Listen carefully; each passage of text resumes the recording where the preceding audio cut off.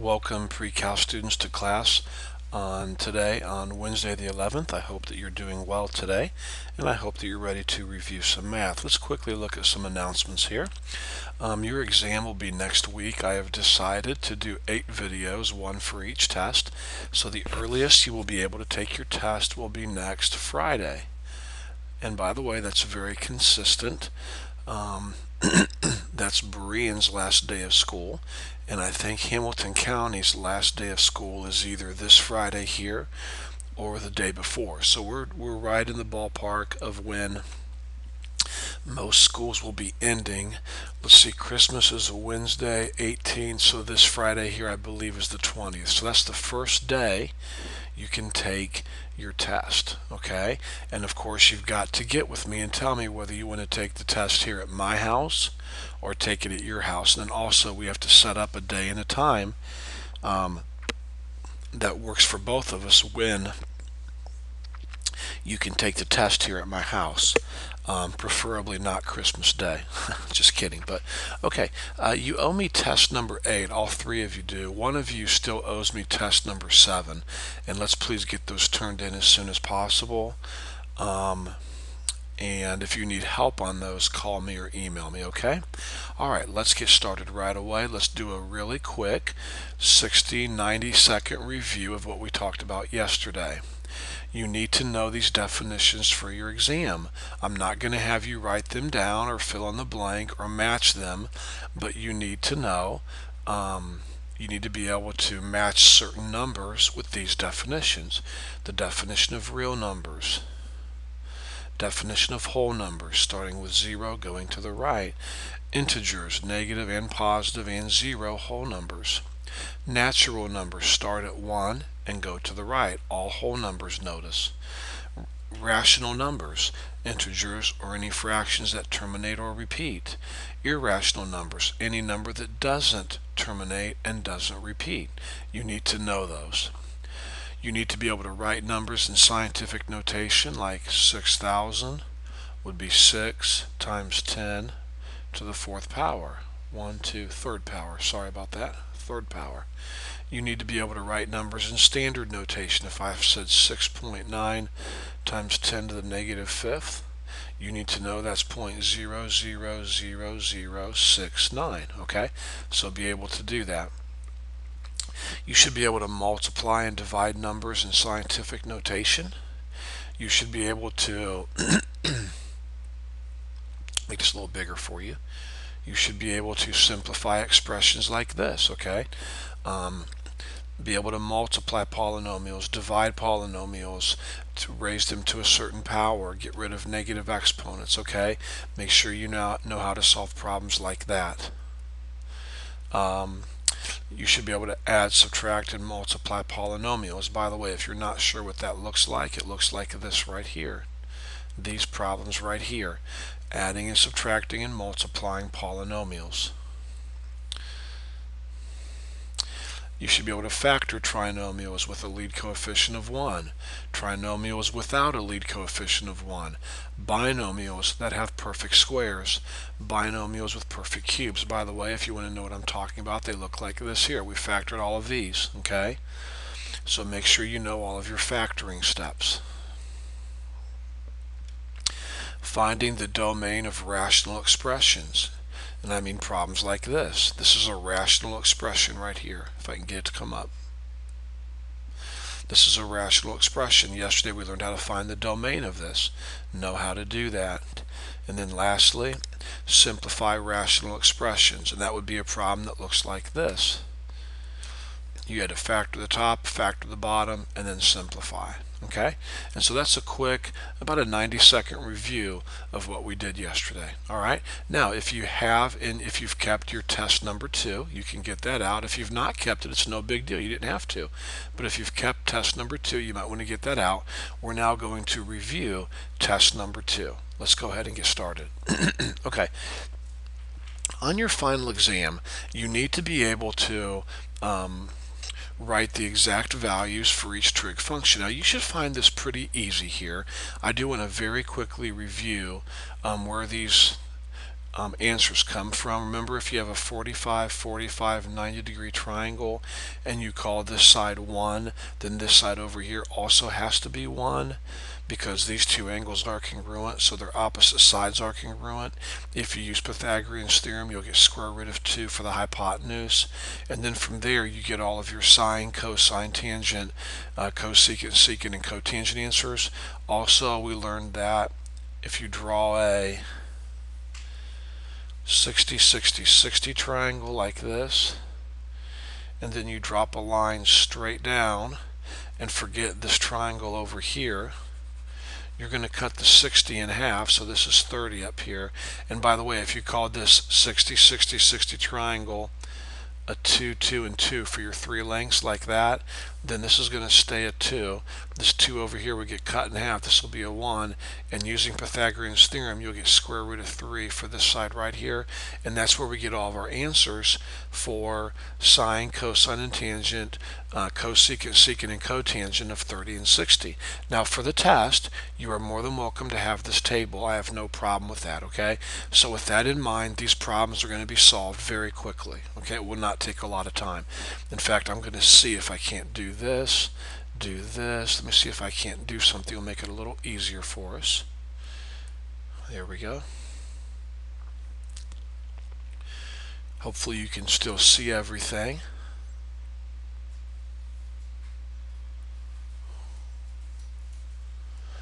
And there we go. All right, let's go ahead and get started. The sine of 45 degrees. Well, here's sine, here's 45 degrees. Square root of 2 over 2. Cosine of 60, here's cosine, here's 60, 1/2. Cosecant of 45, here's cosecant, here's 45, square root of 2. Mr. Earhart, we're really not learning anything. Au contraire, I would disagree. Remember, I taught you where these came from using your two special triangles. Once we've learned that and we've used them over and over and over, I have no problem with just letting you look at a table. Nothing wrong with that. Tangent of 30 is square root of 3 over 3. Secant of 60, here's secant, here's 60. The answer would be 2.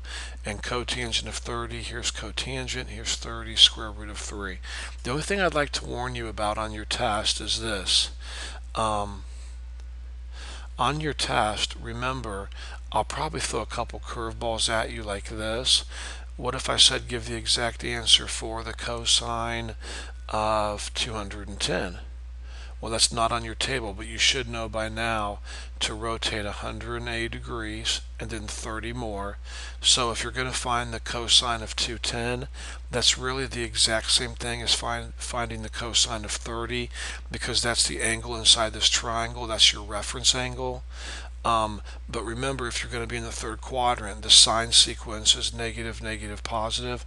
So if I ask you to find the cosine of 210, that's the exact same thing as finding the cosine of 30, as long as you remember cosine in this quadrant here is negative, so your answer will be negative, and then cosine of 30 is square root of 3 over 2, so square root of 3 over 2. So the cosine of 210 degrees equals negative square root of 3 over 2. So be ready for those types of problems. I will definitely give you some of those just to make sure that you can prove to me that you know how to rotate around and find reference angles. Other than that, this part of the exam should be pretty simple, and you are more than welcome to have your trig identity sheets on your test, and you're more than welcome to have this table right here that I'm shaking right here. You're more than welcome to have that also when you take your exam. Okay, let's continue on. I want you to be able to find angles that satisfy the trig equation. Now, some of these might fall on your table, some of these might not, okay? If they don't fall on your table, feel free to use your calculator. That's what you have to do, okay? All right, sine of 1/2. So I'm trying to find an angle that when I take the sine of that angle, I get 1/2. Well, let's see. Here it is. Sine of 30 is 1/2. So the answer is 30. Sine of 30 is 1/2. Or, if you wanted to put it in radians, or I might ask you to, it would be pi over 6. Secant of theta equals square root of 2. Okay, here's secant. Do you see square root of 2 anywhere? Yep, right there. So secant of 45 gives me square root of 2.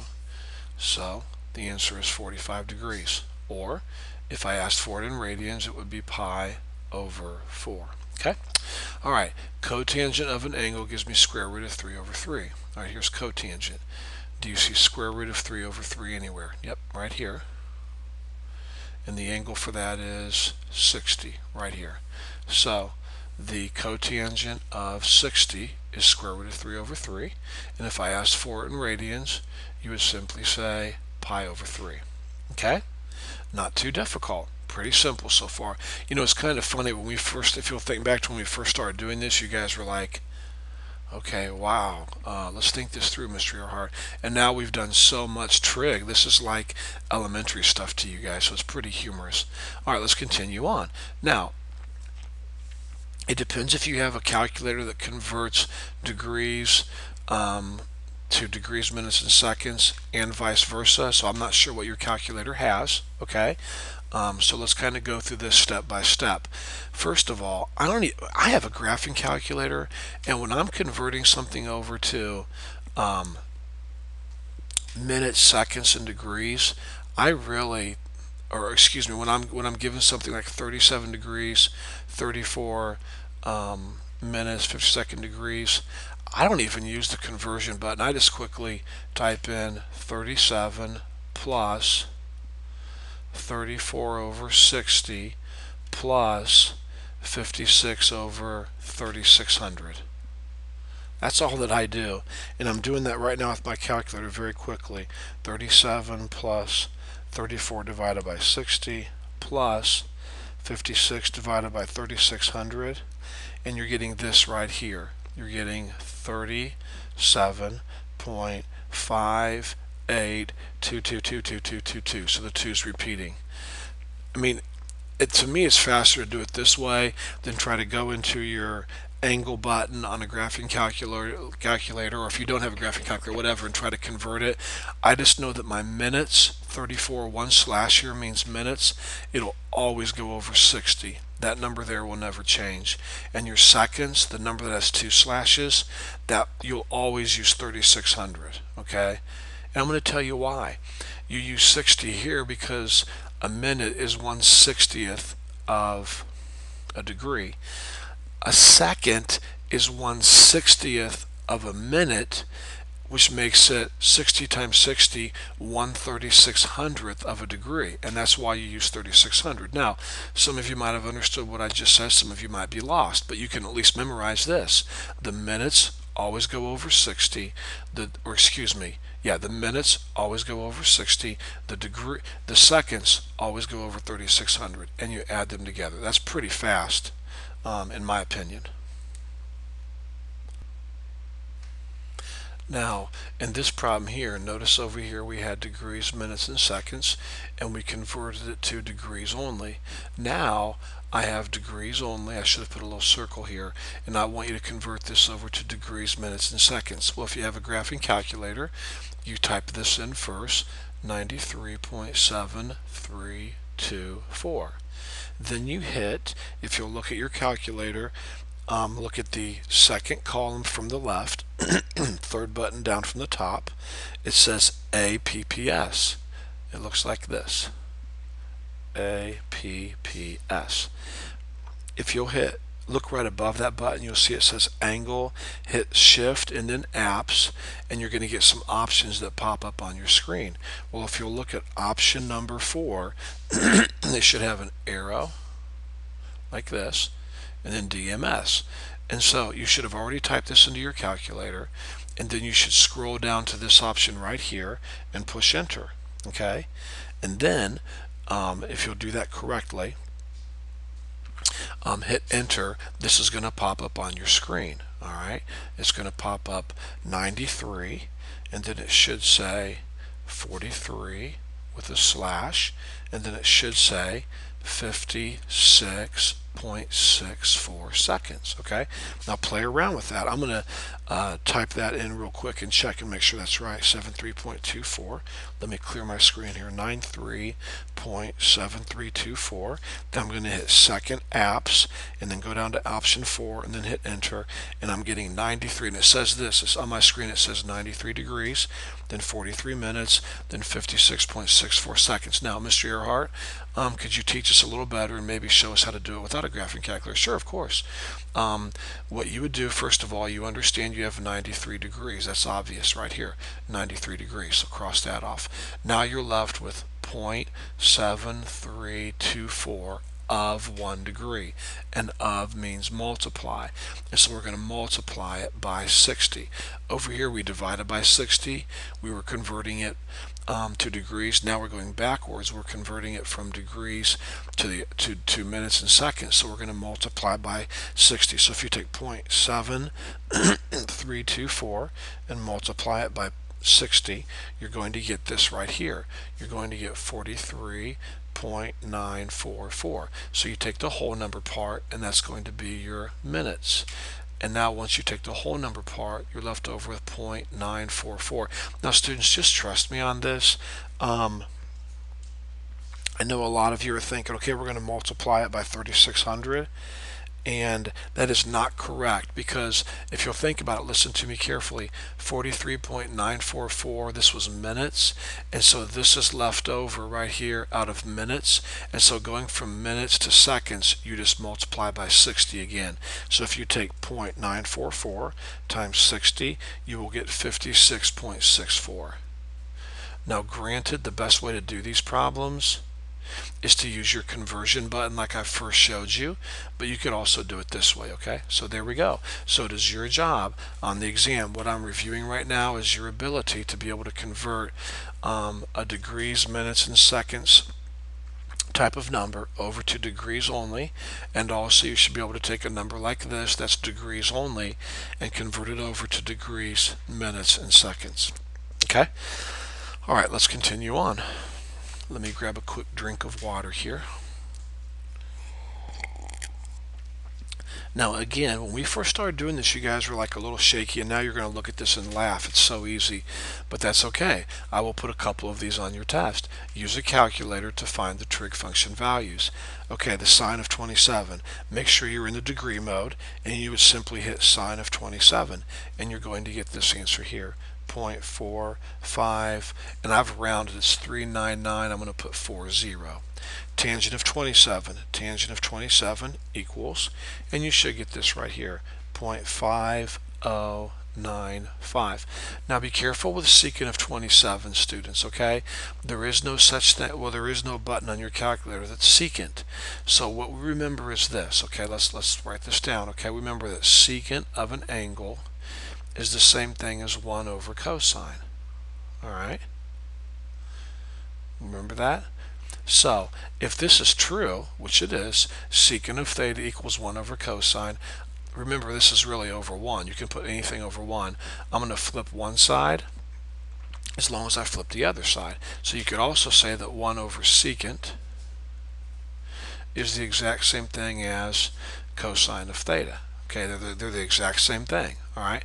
So if I'm trying to find the secant of 27, I can really find the cosine of 27. I can do that as long as whatever I get out, I then flip it. Okay, and I will show you what that means in just a second. Okay, so here's what we're going to do. Since there's no secant button on my calculator, I want you to type in, what's the inverse of secant? Cosine. So go ahead and type the cosine of 27, and if you do that correctly, you're going to get this right here. You're going to get 0.891006524. Okay, now if you want to flip that, there should be a negative 1 button on your calculator, like x to the negative. You know, I'm not going to use that. That's going to be a little confusing. What you do is you simply take this and you flip it, so now it's under the number 1. So with your calculator, all that you have to do is type in 1 divided by 0.89100. Okay, let me go over that again. All that we did is we took the cosine of 27 and we got this. Now we're going to flip it, so we're going to put it under 1. And now with your calculator, take 1 divided by this number, and you will get this right here, 1.1223. Okay? Now, cosecant of 27. There's no cosecant button on your calculator. The inverse of cosecant is sine. So I'm going to type in the sine of 27 on my calculator. If I do that correctly, I'm going to get this out right here.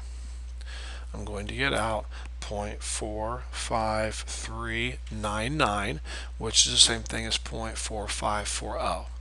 Now, I'm going to take that and I'm going to flip it. And by flip it, I mean I'm going to put it under the number 1. So 1 over 0.4540. All right? So if you type into your calculator 1 divided by that decimal, you will get out this answer right here, 2.2026a. So I'm going to round it to 27. And there we go. Okay, these are all calculator problems. Pretty simple. So you should know how on the final exam to find the sine, cosine, tangent, cosecant, secant, cotangent of any given angle. Some of the angles will fall on your table, this table right here, and some will not. For the ones that do not, you just simply use a calculator. All right, let's continue on. Use a calculator to find the angle that satisfies the trig equation. Now, you should find this pretty simple. We're looking for an angle, looking for an angle, looking for an angle, looking for an angle. So cosine of some angle gives me this. So with your calculator, you're going to hit second cosine and then type in 0.4583. Now, if you've typed it in correctly, you should get 62.7. So I'm going to put 63 degrees. Okay? Not too difficult. 63 degrees.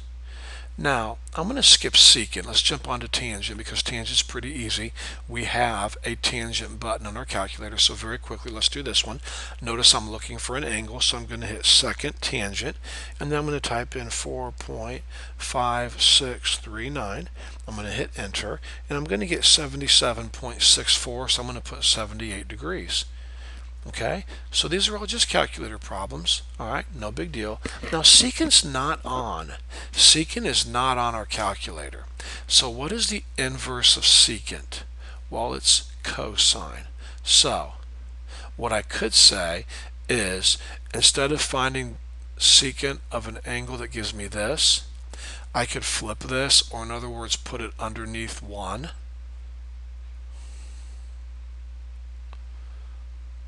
Like that. And this expression here is the exact same thing as this up here. Let me go over that again. The inverse of secant is cosine. So I can switch out secant and put cosine instead, as long as if I do that to the left side, then I take the right side and I flip it. And now I can use my cosine button. Notice you are looking for an angle, so we're going to hit second cosine and then 1 divided by 2.2223 and then hit enter. And the degree you're going to get is 63.25, so I'm going to put 63 degrees. And if you're doubting this, then just very quickly take the secant of 63 and you'll see you'll get 2.2223. Of course, you can't take the secant of 63. You have to take the cosine of 63 and then whatever you get out, flip that, and you'll see you'll get very close. It'll be off a little bit because we rounded the angle, but it will be very close to what we had here, okay? All right, so the secant of 63 degrees is 2.2223. Now let's come over to cosecant, okay? There is no cosecant button on our calculator, so I'm going to change this left side. Instead of cosecant, I'm going to write sine, because that's the inverse of cosecant. I'm going to write sine of theta. But if I swap out this side with sine, I've got to flip this side over here. So 1 over 2.2223. All right, so notice I'm looking for an angle.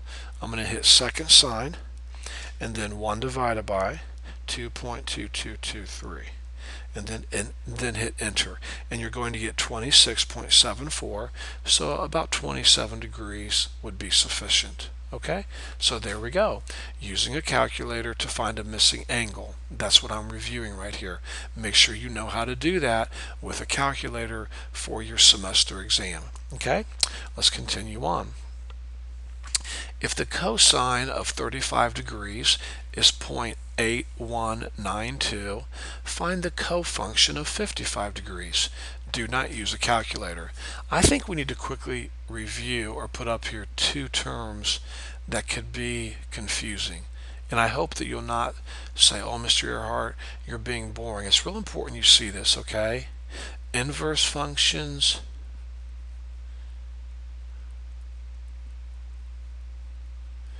and cofunction functions. Sounds a little redundant.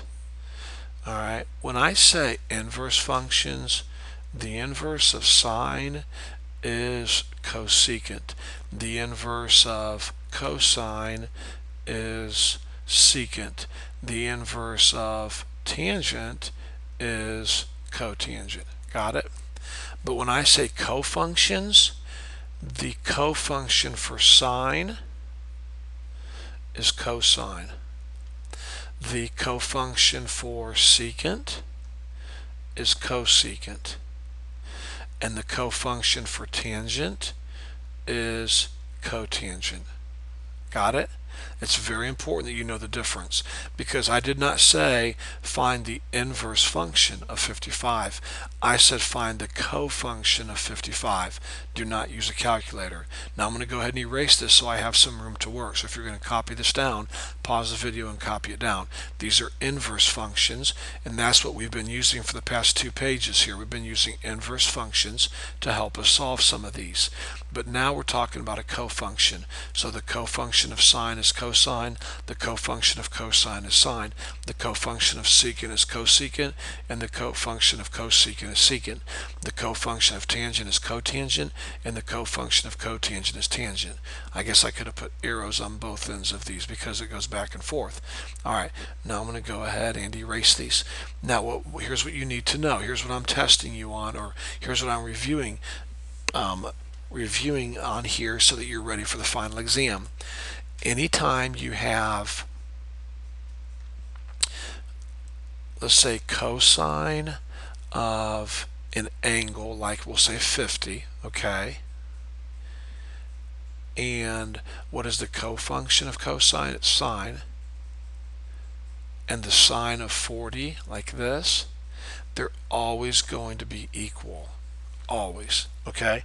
Now let me go a little deeper on that for you. Here's what I'm saying. If this trig, what's the word I'm looking for? A function. If this trig function here and this trig function here are cofunctions of each other, and these two angles add up to 90, then they'll be equal. Always, always, always. Let me say that again. If these two trig functions here are cofunctions of each other, which they are, sine and cosine, and these two angles add up to 90, then they will be equal. Now, if you'll look at what I've asked you to do here, it's kind of funny. Look, the cosine of 35 is this. And look what I'm asking you to find, the cofunction of 55. Well, okay, what is the cofunction of cosine? It's sine, right? Find the cofunction. If cosine of 35 is this, find the cofunction. Well, the cofunction of cosine is sine, and I'm asking you to find the sine of what? 55 degrees.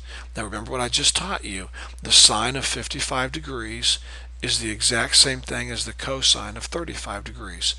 It is, Mr. Earhart? Yeah. I mean, isn't sine and cosine, aren't they cofunctions of each other? Yes. And don't these two angles here add up to 90? Yes. And so we know these two expressions are equal. Now hold it. What is the cosine of 35? It's right here in front of you. The cosine of 35 is this right here. So the sine of 55 degrees equals this. And what is the cosine of 35? It's 0.8192. So your answer is 0.8192. Oh, Mr. Earhart, what if these two angles right here didn't add up to 90? I wouldn't give you one like that. Why would I do that? What I'm testing you on here, what I'm reviewing here, is your knowledge of cofunctions.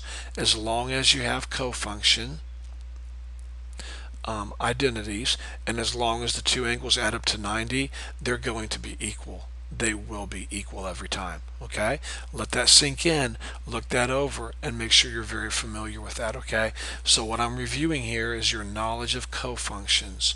Sine and cosine are cofunctions, secant and cosecant are cofunctions, tangent and cotangent are cofunctions, and they will always be equal as long as the two angles add up to 90. All right, let's continue on. Talk about, you're going to laugh at this too. I mean, this is such old stuff. You guys have come so far. Using the triangle to the right, find the 6 trig values of x. Okay, so here's x. That means I go straight across. This is my what side here? Opposite. This is my what side here? Hypotenuse. And this is my what side? Adjacent. So this is so easy. Sine is opposite over hypotenuse, so it's going to be 6 over square root of 52. Of course, we are going to rationalize, so it would be 6 square root of 52 over 52. Cosine of x.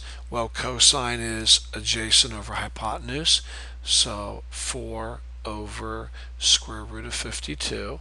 Of course, we're going to rationalize, multiply the top and the bottom by the square root of 52, so it's 4 square root of 52 over 52. Tangent of x. Well, tangent is opposite over adjacent, TOA, don't forget, SOHCAHTOA.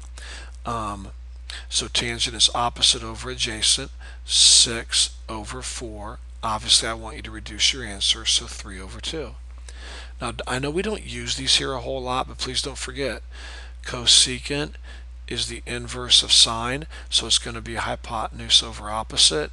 Secant is the inverse of cosine, so it's going to be hypotenuse over adjacent. And cotangent, see how I put tangent right here, guys? This is wrong, and I apologize. This should be cotangent, so please fix that. Cotangent. And the cotangent of x is the inverse of tangent, so it's adjacent over opposite. So with that in mind, let's fly through this. The cosecant of x is hypotenuse over opposite, so square root of 52 over 6. Secant is hypotenuse over adjacent, so square root of 52 over 4. Cotangent is adjacent over opposite, so 4 over 6, which reduces to 2/3. There we go. Moving on. What am I reviewing? What am I reviewing here? I'm reviewing that you know, and no, I do not want you to have this written on any sheet when you come to take your exam. This is basic trig. You should know SOHCAHTOA. You should know sine is opposite over hypotenuse, cosine is adjacent over hypotenuse, tangent is opposite over adjacent, and then you should know their inverse functions also, cosecant, secant, and cotangent. So I'm reviewing here the fact that you need to know these, have them memorized, and be able to apply them to a triangle, okay? So that's what we're reviewing. All right, let's continue on. Use the fact that the sine of x equals 4/5, or using this fact, find the other 5 trig values. Do not use a calculator. Guys, this is basic. You should chuckle at this, okay? This is not difficult. Draw a really nice big right triangle so you have plenty of room to work. Here's your right angle. Look, I don't care if you call this angle x, or I don't care if you call this angle x. It doesn't matter. Just pick one, okay? So we're going to call this x. We know that sine of x, here's what I gave you. Sine of x equals 4/5. Do you see that right here? So sine of x is 4/5. That means 4 is your what side? Opposite. 5 is your what side? What side? Hypotenuse. So opposite is 4, hypotenuse is 5. Using Pythagorean's theorem, which you should be able to do, I'm not going to do that for you, you will get a 3 for the leg.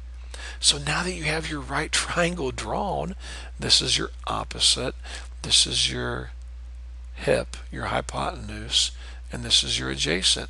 How fast can we do this? The cosine is adjacent over hypotenuse, 3/5. Tangent is opposite over adjacent, 4/3. Cosecant is the inverse of sine. And so we flip sine. Instead of 4/5, we will have 5/4. Secant is the inverse of cosine.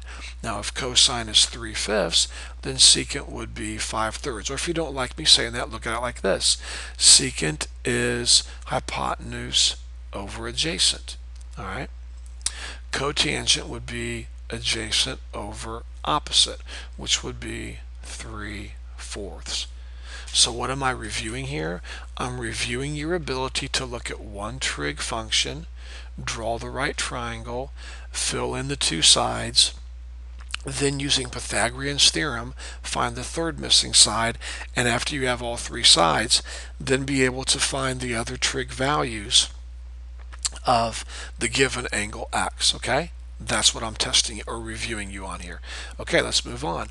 Now this one here is a little more difficult, so let's take some time and look at it. We're going to divide two rational expressions. So what we're going to have to do, unfortunately, is we're going to have to do some factoring. So let's start off with our x cubed plus 8.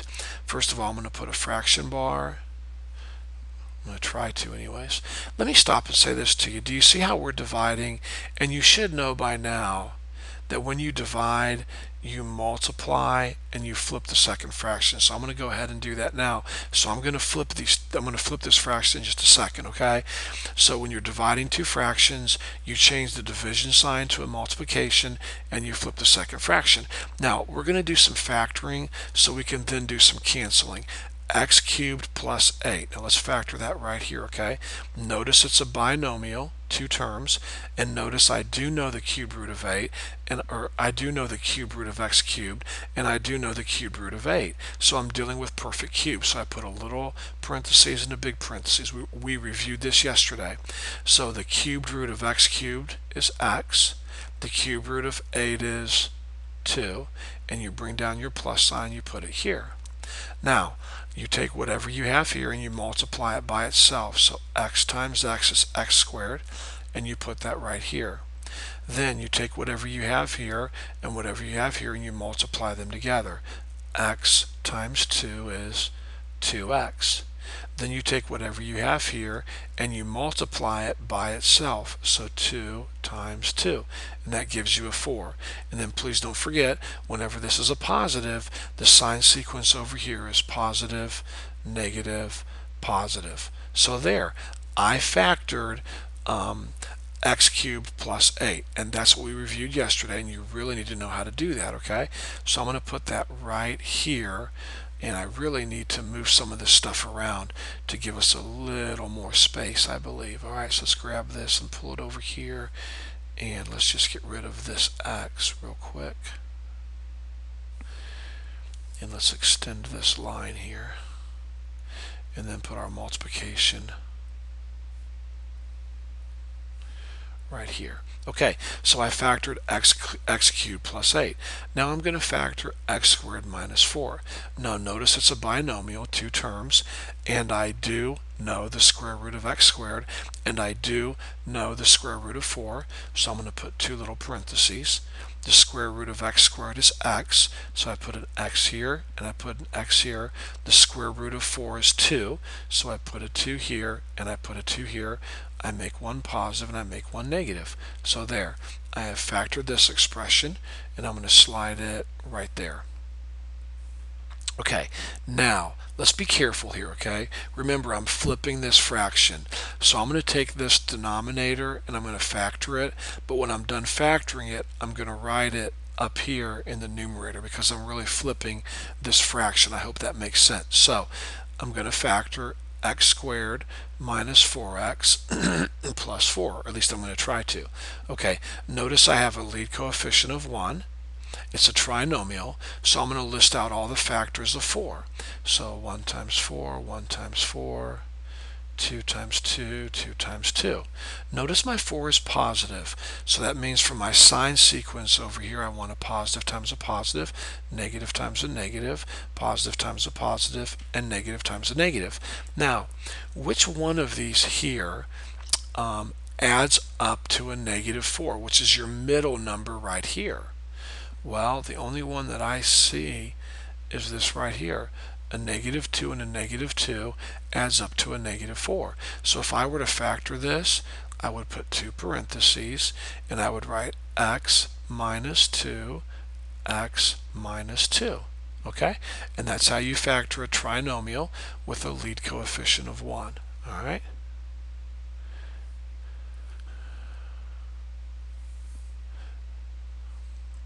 Now, let's factor this. Okay? And when we do, we're going to put it in the bottom because we flipped the second fraction. So I'm going to factor x squared minus 2x minus 4, or plus 4, excuse me. Now I notice this is a trinomial with a lead coefficient of 1, so I'm going to list out all the factors of 4.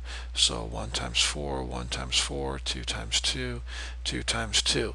Notice I have a positive 4, so a positive times a positive, negative times a negative, positive times a positive, negative times a negative. Now which one of these groups adds up to a negative 2, which is your middle term? None of them. None of them do. So you can't factor this. No big deal, but you can't factor it. So I'm going to leave it like it is. No big deal. There we go. Now, Mr. Earhart, why'd you do all this factoring? Well, I'm glad you asked. I did that so I could do a bunch of cross-canceling. For example, you should know that if you had 2/4 times 8/10, you should know that you can cross off the 2 and put a 1, cross off the 10 and put a 5, cross off the 4 and put a 1, cross off the 8 and put a 2, and then multiply. 1 times 2 is 2, 1 times 5 is 5. You should know that, okay? That's pretty much elementary math, and so that's what we're going to do. We're going to do some cross-canceling and some vertical reducing. So see this x minus 2 right here? That cancels with your x minus 2. See this whole group here, x squared minus 2x plus 4? Well, that's going to cross cancel with this whole group right here. Now, we can do some vertical reducing. By the way, there's nothing left here in this denominator, so I'm going to put a 1. See this x plus 2? It cancels with x plus 2. So cross that off and cross that off. There's nothing left here, so I'm going to put a 1. There's nothing left up here, I'm going to put a 1. And now let's multiply. 1 times x minus 2 is simply x minus 2. 1 times 1 is 1. And that's your answer. Now, do you have to put that 1 on the bottom? No. You can just put x minus 2 for your answer if you want, or you can put this for your answer. It's not a big deal to me. So what am I reviewing? First of all, I'm reviewing the fact that you should know that when you're dividing rational expressions, you really multiply and you flip the second fraction. Secondly, I'm wanting to review that you can't just start crossing off, oh, here's an x squared and here's an x cubed, so I'm going to take 2 x's away and take 2 x's away. You can't do that because you don't have one term over one term. You have 2 terms, 2 terms, 3 terms, 3 terms. So the only way to simplify, let me grab a quick drink of water here. The only way to simplify is to factor first and then simplify, and that's what we're reviewing. Now we're going to apply those exact same principles to this problem. Is that not? No, I apologize. I thought we were going to do multiplication next. To this problem here, this is going to be a little different. Now we're going to add or subtract. Please remember, students, when you're adding or subtracting fractions, you must get a common denominator. You must. And you don't want to get a common denominator until you have factored first. Now, I'm not being an impatient teacher, but yesterday I reviewed factoring. In this last problem, I went over factoring again. I'm not going to do that on this problem. Okay, I'm going to go ahead and just write the factoring for you. Before you add and subtract rational expressions, you must get a common denominator. Okay? You do not want to get a common denominator until you have first done what? Factored. You want to factor the numerator. Okay?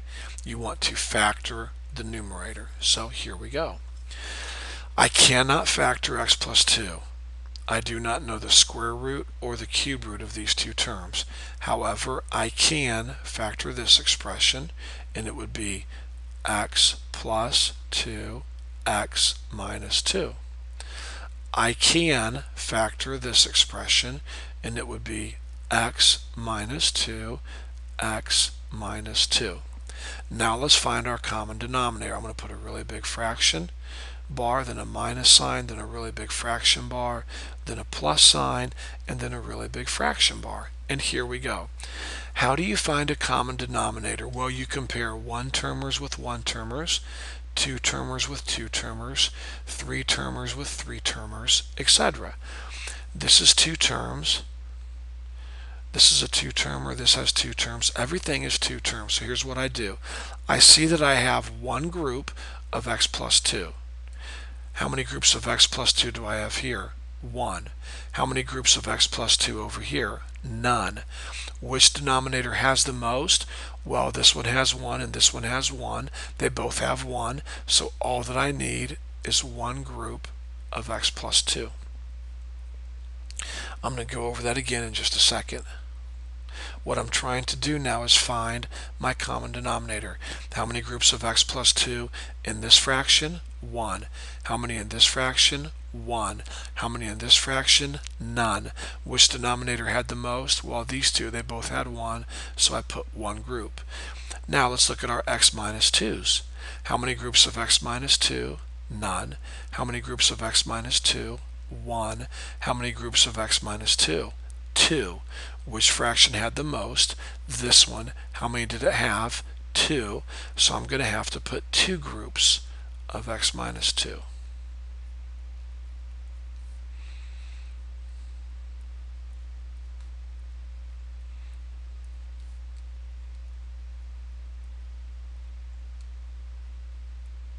There. Now I'm changing the denominators, so we're also going to have to change the numerators. Let me show you how. You compare this new denominator with your old denominator and you say to yourself, what do I have extra here that I don't have here? Well, this is extra right here. So if that's extra, you must also write it in the top so your fraction stays the same, and then bring down your numerator.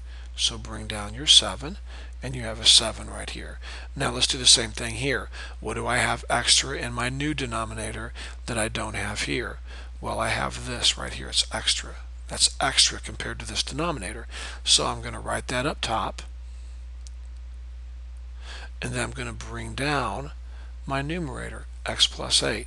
When I do, that's a two-termer, so I'm going to put parentheses around it. And then I ask myself, what do I have extra here that I don't have here? Well, it looks like I have an x plus 2 that's extra, okay, that I did not have here. So I'm going to write x plus 2, and then I'm going to bring down my numerator right here. And if I do that, notice it's a binomial, so I definitely want to put it in parentheses. Let me get a quick drink of water here.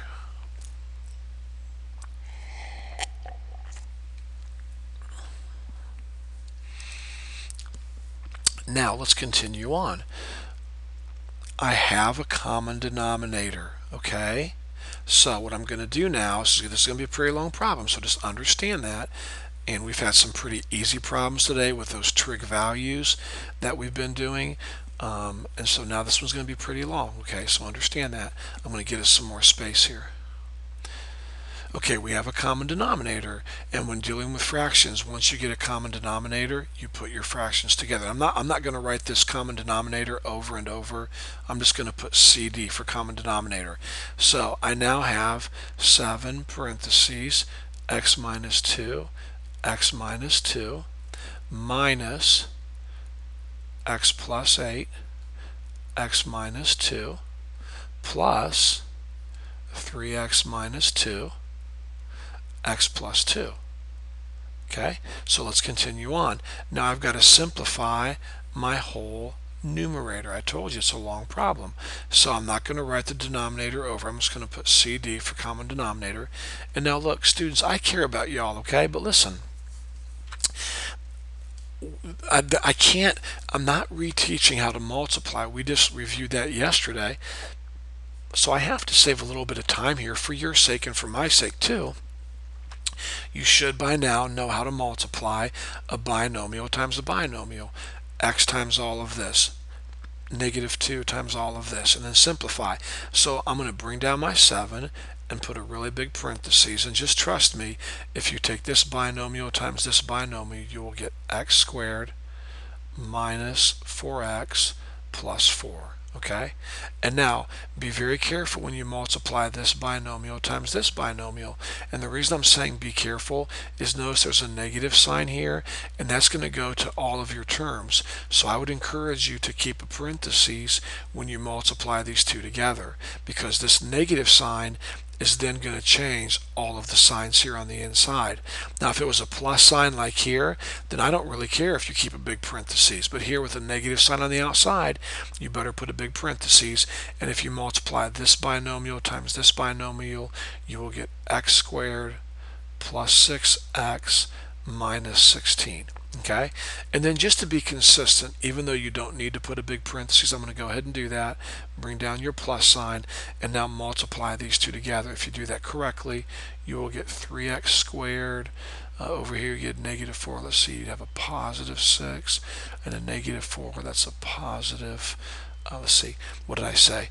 I said it would be a positive 6 and a negative 2, so a positive 4x. There we go. So if you did your multiplication correctly, you would get this. Now, again, for the second time, or third or fourth time, I warned you, this is a headache type of problem, and that's just how it is, okay? So let's get some more space. Now, let's go ahead and simplify our numerator a little further. Take this 7 and multiply it through. So you would have 7x squared minus 28x plus 28. Then see this negative sign, multiply it through.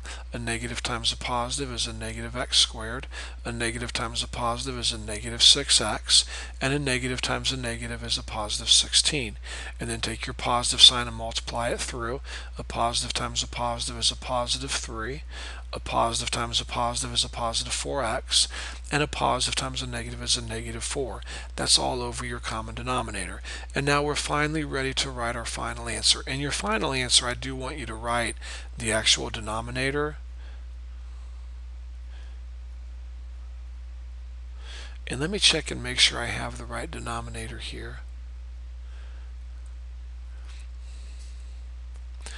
X minus 2, x minus 2, x plus 2. Yes, I do. So there's your denominator. And then let's combine like terms. First of all, I see my x squared terms. Positive 7, negative 1, x squared, that's 6x squared. Then I see an x term, an x term, and an x term. A negative 28 and a negative 6 is a negative 34. And then you add a 4 to that, and you will get a negative 30x. Okay, now here's a constant term. Here's a positive 28 and a negative 4. Well, a positive 28 and a negative 4 is a positive 24. And you know what? I'm sorry. Look, here's another constant term I missed. So it's not positive 24. It's positive 24 plus 16, which would give you a positive 40. So I've added up or combined all my constant terms, and the only term left is my 3x cubed. Now I'm okay with this answer.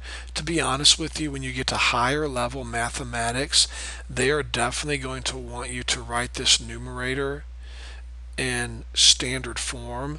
And what I mean by that is they're going to want you, hold on one second, they're going to want you to put the terms in the correct order. Okay, so I'm kind of sliding this out of the way a little bit.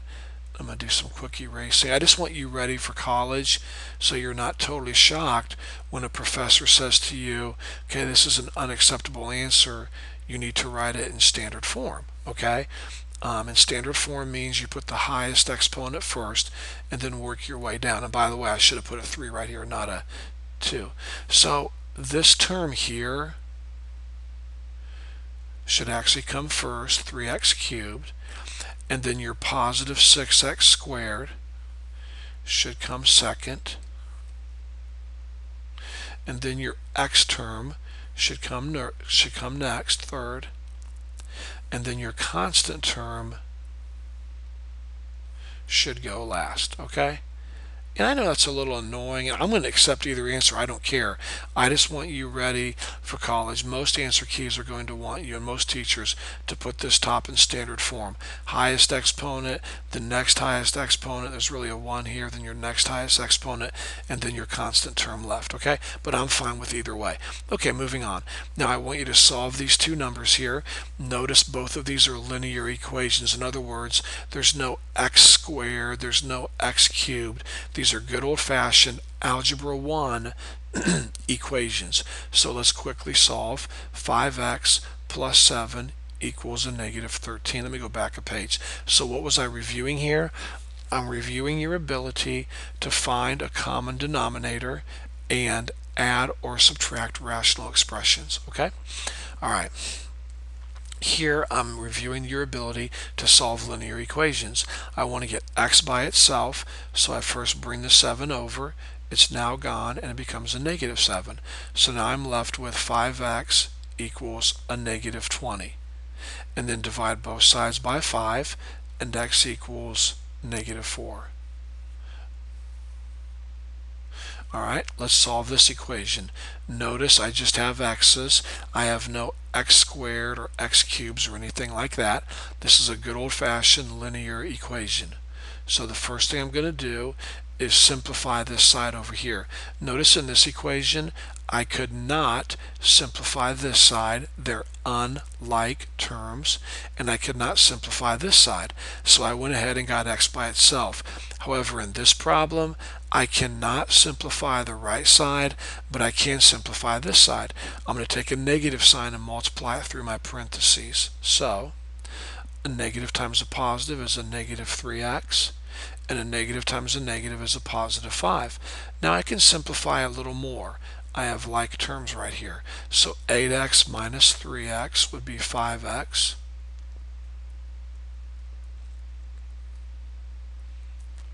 And then I'm going to get x by itself, so I bring the positive 5 over, it's gone. And when I bring it over, it becomes a negative 5.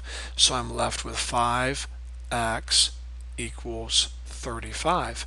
And then divide both sides by 5, and x equals 7. Okay, so your answer is 7. So I'm reviewing here your ability to solve linear equations. Now let's go on to these last two.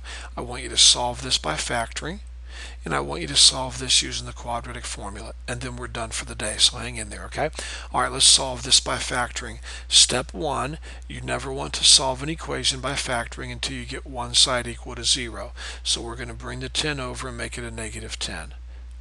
And I believe on this test I had to change one of these problems I was thinking. Yes, this one here was supposed to be equals 0. We'll get to that in a second.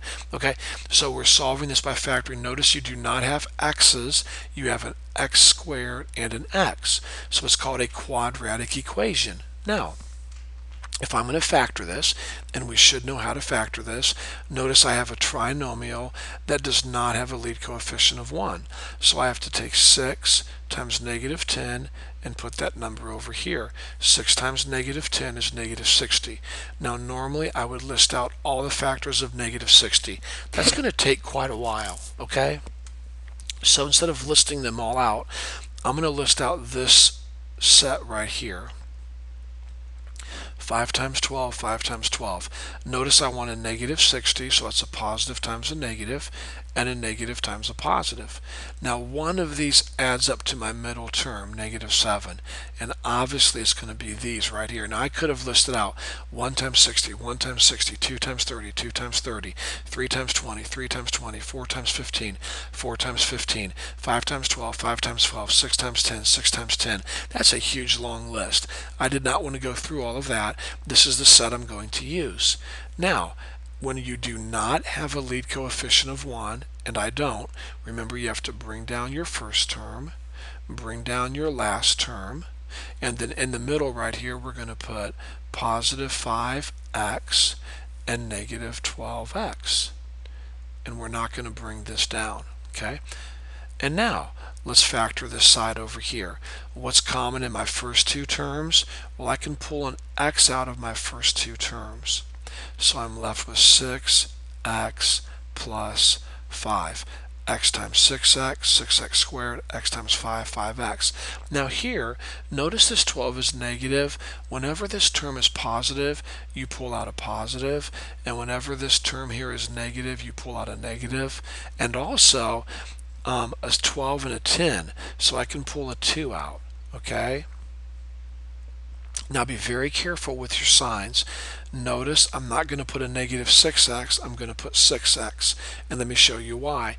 Negative 2 times 6x is negative 12x. And I'm not going to put a negative 5, I'm going to put a positive 5, and here's why. Watch carefully. A negative 2 times a positive 5 is a negative 10. You should be able to take this, whatever you pulled out, and multiply it through and get this right here. If not, then you've made a mistake somewhere. And then number 2, your two parentheses should match, and if they don't, you've made a mistake somewhere. So cross off your matching parentheses, and you're going to write them one time. And then in your other parentheses, you're going to put x from right here, and then negative 2 from right here, and all of that equals 0. And now we're not done. Yes, we have factored, but we're solving by factoring. So now you take each group. Here's my first group, 6x plus 5. And your next group, x minus 2. And you take each group and you set each group equal to 0, and you solve, and you'll get out two answers. So 6x plus 5 equals 0. Bring the positive 5 over, and when you do, it becomes a negative 5. So you're left with 6x equals negative 5, and then divide both sides by 6. And if you divide by 6, you'll get negative 5, 6. Now if you type that in and got out a decimal, that's fine. I don't mind that. That's fine. Either way is acceptable. Then here, bring your negative 2 over and make it a positive 2. So your 2's gone, and you're left with x equals 2. There we go. So there's your two answers. So you solved a quadratic equation by what method? Factoring. So that's what we're reviewing on this problem. Never factor unless you have one side equal to 0. Okay? And then once you get one side equal to 0, you look at what you have and you factor accordingly. You might have a binomial. You might have a trinomial with a lead coefficient of 1. In this case, we had a trinomial without a lead coefficient of 1. Okay, and last, and we're finally done, so way to be troopers and hang in there. We're now going to solve a quadratic equation using the quadratic formula. And here's the quadratic formula, and yes, you need to know this on your exam. I don't want you to write this down. Negative b plus minus the square root of b squared minus 4ac all over 2a. Now, never ever, never ever, never ever use the quadratic formula unless one side of the equation is equal to 0. Okay? Well, first of all, make sure you have a quadratic equation, and we do. Our highest x exponent is 2, so we have a quadratic equation. Number 2, never use this formula unless one side is equal to 0. Okay, now what's in front of the x squared? A 1, so a equals 1. What's in front of your x? 12, so b equals 12. And then what's your constant term? C, so c equals 27. So with that in mind, let's use our formula. First of all, I have negative b, so where b is, I'm going to put 12. So I have negative 12 plus minus the square root of. Next is b squared. Well, we can do that in our head. 12 times 12 is 144. Next I have negative 4 AC. Well, I can do AC in my head, so I'm going to put negative 4 and then a parentheses for AC, and I can multiply AC in my head. Here's A and here's C, so 1 times 27 is 27. I can also do 2A in my head, 2 times A. A is 1, so 2 times 1 is 2. So we're trucking along, we're doing pretty good. We probably have enough room to finish the problem, but I'm just going to go ahead and get some extra space just to make sure. And so now let's continue to simplify. First of all, we're going to have to multiply, okay? you don't take 144 minus 4 first. You don't do that. You first multiply. So I would have negative 12 plus minus the square root of 144, and then it's negative 4 times a positive 27. A negative times a positive is negative, and 4 times 27 should be 108, I believe. Yes, 108, all over 2.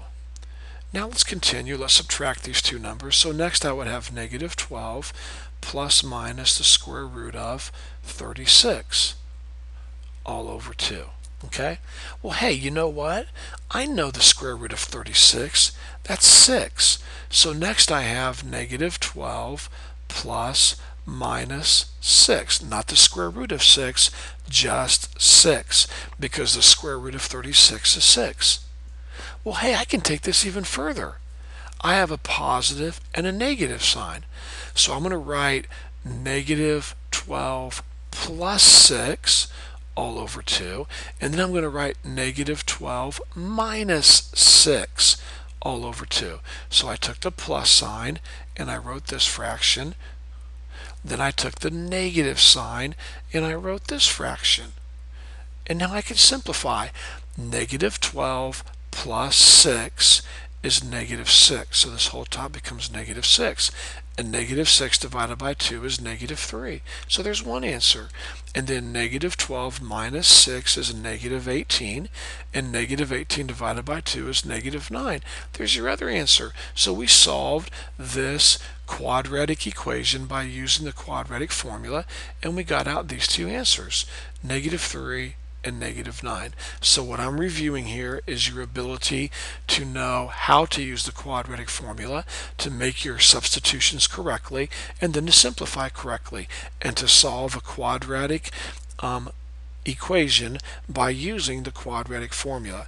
So please notice here carefully that the last two problems that we did, numbers 27 and 28, both of these equations were quadratic equations. All right, notice this was a quadratic equation, and notice this was a quadratic equation, but we solved them using two different methods. One was the factoring method, and one was the quadratic formula method. Okay, I hope you guys have a good day today. That's the review for the day. Please call or email if you have any questions.